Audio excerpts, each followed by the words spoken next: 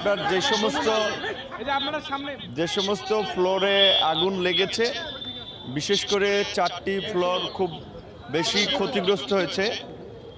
8, 9, 7, 6 4টি ফ্লোর বেশি ক্ষতিগ্রস্ত হয়েছে এবং সেখানে সিআইডি এবং ফায়ার সার্ভিসের যারা বিশেষজ্ঞ ফরেনসিক টিম তারা সেখানে তদন্ত করে দেখছে এবং ওখানে আপাতত সর্বসাধারণ বা যে কোনো সাধারণ মানুষের প্রবেশাধিকার সংরক্ষিত করা হয়েছে তাদের তথ্য প্রমাণ সংগ্রহের জন্য।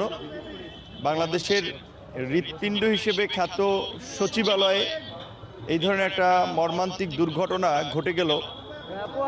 এটি এমনিতে কোনো দুর্ঘটনা নাকি কোনো মানবশ্রেষ্ঠ পরিকল্পিত ষড়যন্ত্র, সেই বিষয়টি খতিয়ে দেখতে হবে। আমরা অনেক দিন ধরেই দেখছি যে এই সরকার দায়িত্ব নেওয়ার পর থেকেই